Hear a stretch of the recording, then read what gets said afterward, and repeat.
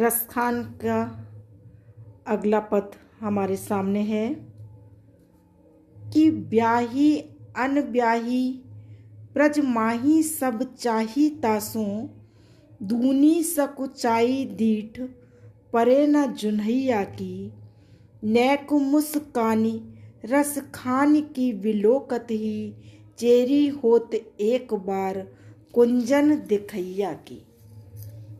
इसमें रसखान कवि कहते हैं कि ब्रज में ब्याही अनब्याही, विवाहित और अविवाहित सब चाही तासों, सभी प्रकार की स्त्रियां कृष्ण से प्रेम करती हैं, सभी कृष्ण को चाहती हैं।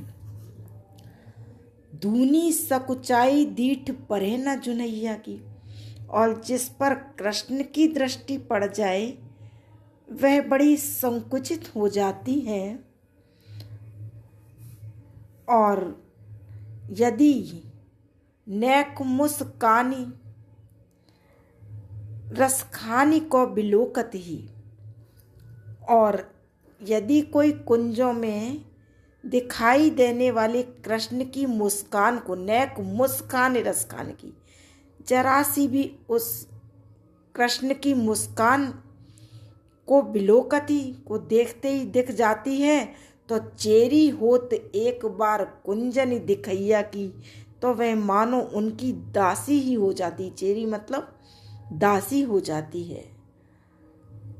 तो मेरो कहियो मानी अंत मेरो गुण मानी हेरी, प्रात खात ना सकात सौं भैया की।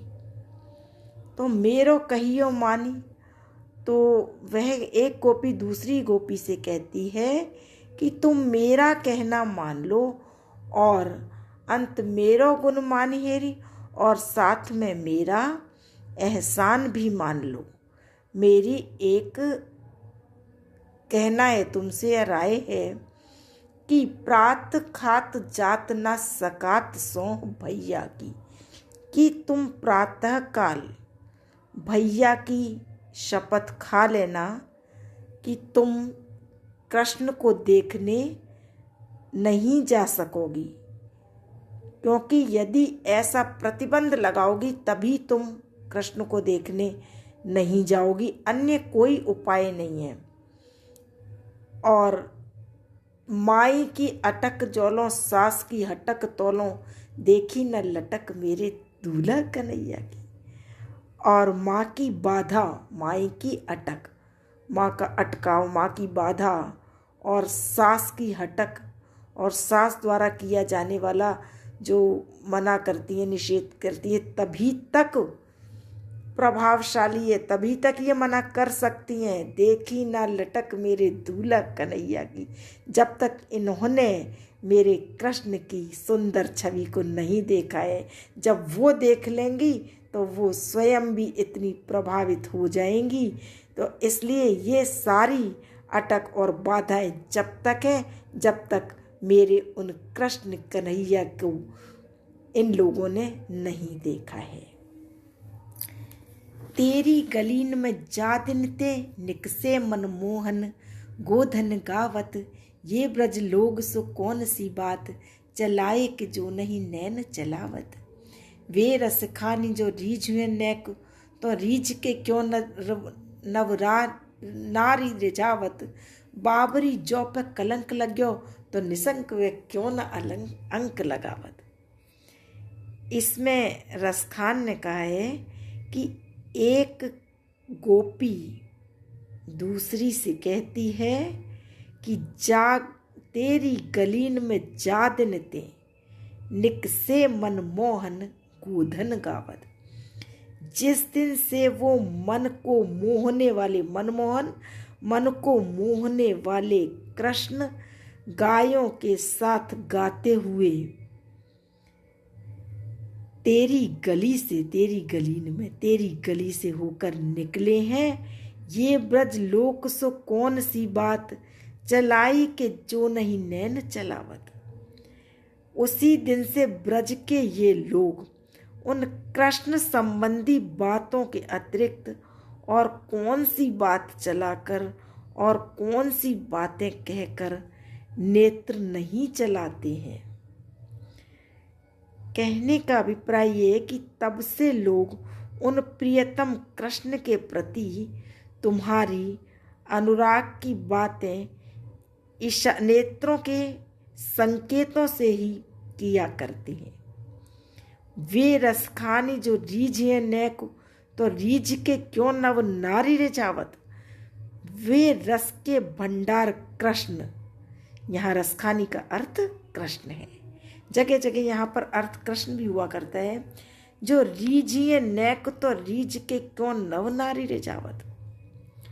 तो वो रस के भंडार कृष्ण तुम्हारे प्रति यदि थोड़े से भी, जो रीझिए नैक तो थोड़े से भी रीझ जाते हैं, तो रीझ के क्यों नव नारी रे जावत, तो वे नई नारियों को रिझाने का प्रयास क्यों करते हैं। तो वो कहते हैं अरे बावरी जौ पे कलंक लग्यो तो निसंक वे क्यों नहीं अंक लगावत। अरे तुम बावली हुई हो, पागल हुई हो, जो कलंक लगने की कृष्ण के रीझने की बात तुम कह रही हो वो तुम पर रीझे नहीं है। और यदि तुम ऐसा मानती हो कि वो तुम पे रीझे हैं, तब तो तुम बावरी जौ पे कलंक लग्यो। यदि यही कलंक तुम पे लग गया कि वो रीझ गए, तब तो तुम तो निशंक वे क्यों नहीं अंक लगावत। तब तो तुम शंका रहित होकर कृष्ण को अपने गले से क्यों नहीं लगा लेती हो। अर्थात जब ये कलंक लगी गया तब तो तुम अत्यंत प्रेम से उनको गले लगा ही लो, क्योंकि फिर कोई चिंता का विषय नहीं है। प्राण वही जो रहे रे जीवा पर, रूप वही लेहि वाही रे छायो। रसखान कवि कहते हैं प्राण तो वही है जो कृष्ण पर रीझे रहे। प्राण वही जो रहे रे जीवा पर, प्राण वही है जो कृष्ण पर रीझे रहे। रूप वही यही वाही रे जायो, और वही रूप है, अर्थात वही रूप सार्थक है जिस पर कृष्ण रीझे हों। शीस वही जिन वे पर से पद, और वही सिर है जो कृष्ण के चरणों का स्पर्श करे। वही सिर सार्थक है, शीश सार्थक है। पद अंक वही, और वही अंक गोद वही सार्थक है जिस पर कृष्ण बैठे हों। जिन वापर सायो जिस पर कृष्ण बैठे हों। दूध वही जो दुहायो रिवाही, और दूध वही है जो कृष्ण ने के द्वारा दुहा गया हो। और दही सुसही जो वही ढरकायो, दही वही है जिसे कृष्ण ने लुढ़काया हो। और कहाँ लोरी कहो रसखानी। रसखान कवि कहते हैं और मैं किन किन चीज़ों का नाम लेकर वर्णन करूं। भाव वही जो वही मन भायो, भाव वही है जिससे कृष्ण अच्छे लगे। कहने का अभिप्राय ये है कि जीवन की हर चीज, हर क्रियाकलाप कृष्ण से संबद्ध रहे, अर्थात कृष्ण किसी भी प्रकार हमसे दूर न हो। यहाँ पर रसखान जो है वो सब प्रकार से कृष्ण के जुड़े संबद्ध रहने में ही मानव जीवन की सफलता मानते हैं। इसी संदर्भ में उन्होंने इसमें वर्णन किया है। लोग कहें ब्रज के रसखानी, आनंदत नंद जसोमति जू पर, छोहरा आज नयो जन्म्यो, तुम सो को भाग भरियो नहीं भू पर। इसमें वर्णन इस प्रकार का है कि नंद यशोदा के पुत्र जन्म के समय ब्रजवासी प्रसन्न होते हैं और उनके भाग्य की सराहना करते हैं। तो रसखान कवि कहते हैं लोग कहें ब्रज के रसखानी, कि रसखान वर्णन करते हैं कि नंद और यशोदा को आनंदित देखकर ब्रज के लोग कहते हैं कि नंद जसोमती जू पर कि आज उनके यहाँ एक नया बालक जन्मा है। छोहरा आज नयो जन्म्यो, नया बालक जन्मा है और तुम सो को भाग भर्यो नहीं भूपर। और नंदी और यशोदा के जैसे भाग्य हैं मानो पृथ्वी पर, ऐसे अन्य किसी के नहीं है। वारी के दाम संवार करो, अपने अपचाल को चाल ललू पर। वह उनसे कहते हैं कि तुम बालक पर रुपए न्योछावर करके इस बालक की संभाल करो, अर्थात देखभाल करो। कहीं बालक पर अपने अपचाल को चाल ललू पर, कहीं बालक पर किसी की बुरी चाल सफल ना हो जाए, इसका ध्यान रखो। नाचत रावरो लाल गोपाल सो, काल सो ब्याल कपाल के ऊपर।